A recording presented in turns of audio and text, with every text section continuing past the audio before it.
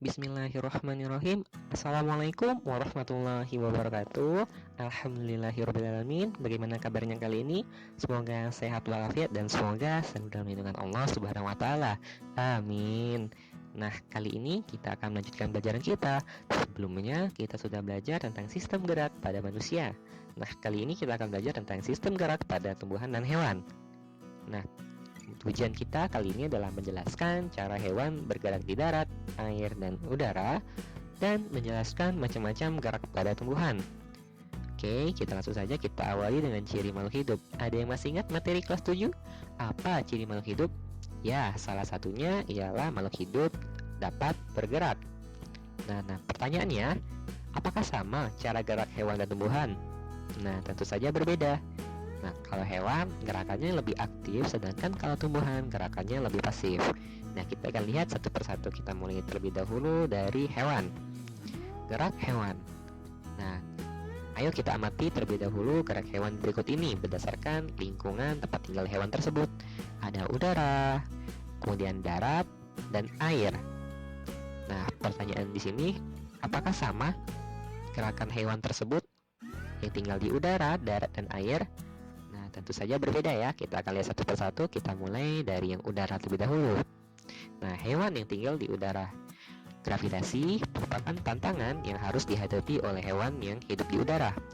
Maka, untuk mengimbangi gaya gravitasi, tubuh hewan yang di udara harus memiliki gaya angkat yang lebih besar.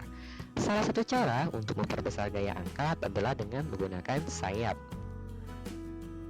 Nah, burung, salah satu hewan yang tinggal di udara, itu akan mengepakkan sayap dari atas ke bawah untuk menimbulkan gerakan mengangkat dan mendorong tubuhnya di udara.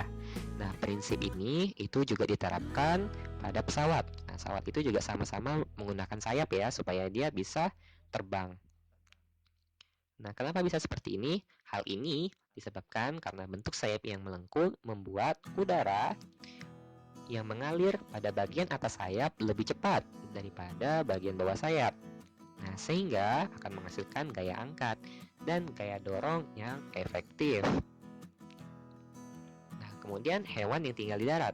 Hewan yang hidup di darat itu memiliki otot yang kuat guna mengatasi inersia atau kecenderungan tubuh untuk diam dan menyimpan energi pegas atau elastisitas. Namun, kecepatan hewan darat berbeda dipengaruhi oleh struktur tulang dan otot. Nah, bisa kita perhatikan di sini, kita bisa lihat pada contoh, gajah itu memiliki massa tubuh yang besar. Akibatnya apa? Untuk bergerak, gajah harus melawan inersianya yang juga besar. Nah, oleh sebab itu, gerakan gajah itu lamban. Nah, selain itu, kita bisa lihat gambar kijang. Nah, kijang ini memiliki kaki yang ramping, sehingga memiliki elastisitas yang tinggi. Nah, sehingga kijang itu dapat berlari dan melompat lebih cepat dibanding gajah. Nah, kemudian kita lanjutkan hewan yang tinggal di air. Nah, air itu memiliki kerapatan yang lebih besar daripada di udara. Nah, sehingga kita itu akan sulit untuk bergerak di air. Namun, ikan di sini memiliki bentuk tubuh yang mirip torpedo atau streamline. Nah, bentuk ini memungkinkan ikan untuk meliuk untuk mengurangi hambatan dalam air. Nah, tubuh ikan ini juga memiliki susunan otot dan tulang belakang yang sangat fleksibel. Nah, ini untuk mendorong ikan di dalam air. Selain itu juga, ikan memiliki namanya swim bladder. Apa itu? Itu adalah gelembung renang yang dapat mengeluarkan gas yang berfungsi untuk mengatur gerak naik dan turun di dalam air. Nah, bisa kita perhatikan di sini, ini adalah gambar anatomi dari ikan. Nah, yang mana swim bladder? Nah, ini dia adalah swim bladder atau gelembung renang. Nah, dia itu kalau misalnya bisa mengembang, nah itu akan membuat ikan itu akan naik, dan kalau dia mengempis, dia itu akan turun. Seperti pelampung ya, seperti itu. Nah, itu tadi gerakan hewan yang sudah kita bahas di udara, darat, dan air. Kali ini kita akan lanjutkan tentang gerakan pada tumbuhan. Nah, gerakan pada tumbuhan berdasarkan asal rangsangannya itu dibedakan menjadi 3. Ada gerak autonom, gerak esionom, dan gerak higroskopis. Gerak esionom sendiri itu akan dibagi 3. Pertama, tropisme, nesti, dan taksis. Nah, kita mulai dari yang pertama terlebih dahulu adalah gerak autonom atau endonom. Gerakan ini terjadi akibat rangsangan yang berasal dari tumbuhan. Nah, berasal dari tumbuhan itu sendiri. Contohnya itu gerak melingkar aliran sitoplasma di dalam sel daun Hydrilla verticillata. Nah, bisa kita perhatikan di sini adalah tanaman Hydrilla. Kalau kita zoom pada daunnya akan nampak seperti pada gambar di samping. Nah, di sini kita akan lihat di sini ada sel daun dari Hydrilla. Di dalamnya ada cairan bernama sitoplasma dan ada kloroplas. Nah, kita akan lihat gerakan endonom itu seperti apa. Nah, ini ya, dia gerakannya itu melingkar seperti ini. Nah, ini dinamakan dengan gerak endonom. Oke, kita lanjutkan. Nah, yang kedua kita akan belajar tentang gerak esionom. Apa itu gerak esionom? Esionom itu adalah gerak yang dipengaruhi oleh rangsangan dari luar tubuh tumbuhan. Nah, gerak esionom sini kita akan bagi menjadi tiga. Pertama ada tropisme yang berdasarkan arah dari rangsangan. Yang kedua ada nasti yang tidak dipengaruhi oleh arah rangsangan. Yang ketiga taksis, yaitu gerak pindah tempat. Kita lihat satu persatu. Pertama kita lihat dari tropisme. Nah, apa itu tropisme? Tropisme adalah gerakan tumbuhan yang arah geraknya dipengaruhi oleh arah datangnya rangsangan. Jadi tropisme itu ingat arah dari arah datangnya rangsangan. Nah, tropisme ini kita bagi jadi 5. Pertama ada fototropisme, tikmotropisme, geotropisme, hidrotropisme, dan terakhir kemotropisme. Kita akan lihat satu persatu. Nah, fototropisme. Apa itu gerak fototropisme? Nah, kita lihat dulu diawali dengan kata foto. Foto itu cahaya, dan tropisme tadi adalah arah datangnya, berdasarkan arah datangnya rangsangan. Berarti dari arah datang rangsangan cahaya. Nah, kita lihat definisinya adalah gerakan tumbuhan yang arah gerakannya dipengaruhi oleh arah datangnya cahaya. Contohnya apa? Seperti gerak bunga matahari menuju arah datangnya cahaya matahari. Kita bisa perhatikan di sini. Nah, ini ada cahaya matahari. Nah, perhatikan tumbuhan bunga matahari. Nah, dia akan mengikuti arah dari cahaya matahari. Nah, ini dinamakan dengan gerak fototropisme. Oke, kita lanjutkan. Nah, ada gerak tikmotropisme atau heptotropisme. Nah, tikmo itu artinya getaran atau gerakan. Nah, jadi gerakan tikmotropisme itu adalah gerak menggigitnya seluruh tumbuhan pada tumbuhan rambatannya, seperti membelitnya seluruh tanaman mentimun. Nah, bisa kita perhatikan ini adalah seluruh mentimun yang melilit pada batang. Oke. Nah, kita lanjutkan geotropisme. Nah, geo itu artinya bumi ya. Nah, tropisme berarti arah rangsangannya, berarti dipengaruhi oleh arah rangsangannya dari bumi. Nah, maksud di sini adalah geotropisme, gerak tanaman itu dipengaruhi oleh arah gravitasi. Nah, seperti gerak akar yang menuju ke pusat bumi. Nah, ini dinamakan dengan geotropisme positif. Dan batang menjauhi pusat bumi dinamakan geotropisme negatif. Nah, bisa kita perhatikan di video di sini. Nah, kita perhatikan akar dan batangnya. Nah, akarnya itu menuju bawah dipengaruhi oleh geotropisme positif, sedangkan batangnya menuju ke atas. Nah, ini dipengaruhi oleh geotropisme negatif. Selanjutnya, gerakan hidrotropisme. Nah, hidro itu artinya air, sedangkan tropisme berarti arah rangsangannya. Dari arah rangsangannya berarti dia akan menuju air. Nah, jadi definisinya adalah gerak tumbuhan menuju air. Contohnya gerak akar menuju air. Bisa perhatikan di sini ada tanaman. Nah, lihat akarnya itu menuju ke air. Nah, itu namanya gerak hidrotropisme. Selanjutnya ada gerak kemotropisme. Kemo itu artinya chemical atau kimia. Berarti dipengaruhi oleh rangsangan arah kimia. Nah, jadi gerakan tropisme adalah gerakan tumbuhan ke arah rangsangan yang berupa zat kimia. Contohnya, gerak serbuk sari menuju sel telur yang dipengaruhi oleh zat kimia yang dikeluarkan oleh bakal buah. Nah, bisa kalian perhatikan di gambar, ada serbuk sari yang melekat di kepala butik. Kemudian, sulurnya itu akan menuju ke bakal buah. Nah, seperti itu. Itu namanya gerak kemotropisme.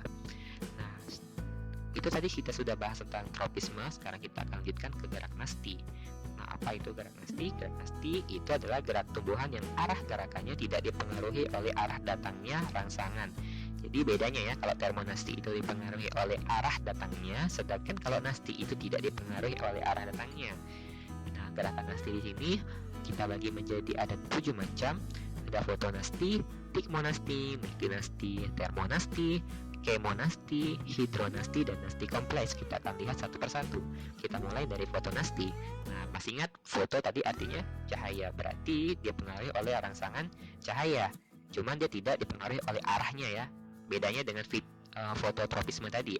Nah, fotonasti ini akibat rangsangan cahaya matahari. Contohnya itu bunga pukul 4, Mirabilis jalapa yang mekar pada sore hari. Nah, bisa perhatikan kalau pagi hari dia menguncup, sedangkan kalau pada sore hari dia mekar. Kemudian gerak seismonasti. Seismonasti atau gerak trimonasti itu artinya gerakan yang terjadi akibat sentuhan atau getaran. Contohnya itu adalah daun putri malu yang mengatur ketika disentuh dan tumbuhan Venus. Nah, bisa kita perhatikan di gambar ini adalah putri malu dan ini adalah tumbuhan Venus. Kalau kita sentuh putri malu maka dia akan muncul. Nah, ini namanya gerak seismonasti.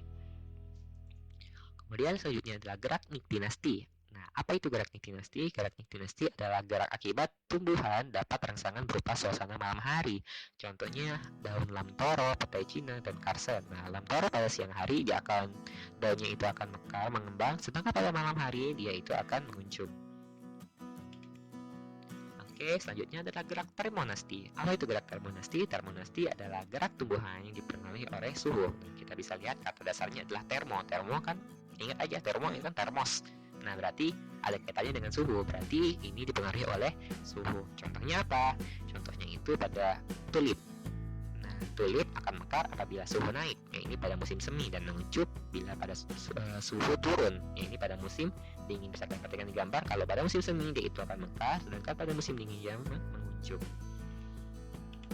Kemudian gerak kemonasti. Nah, masih ingat kemo itu adalah kimia, berarti yang dipengaruhi oleh rangsangan berupa zat kimia.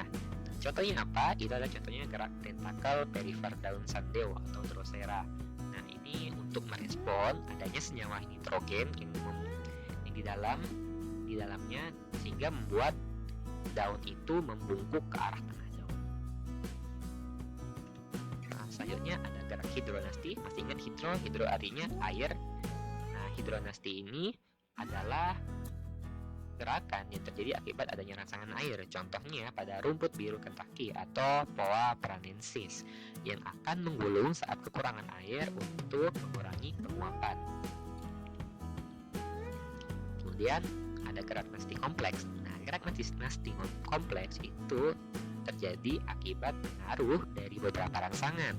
Ini lebih dari satu. Contohnya gerak membuka dan menutupnya stomata yang dipengaruhi oleh kandungan karbon dioksida, cahaya matahari, zat kimia, air, dan suhu. Bisa perhatikan di sini, ini pada daun, di daun itu ada stomata.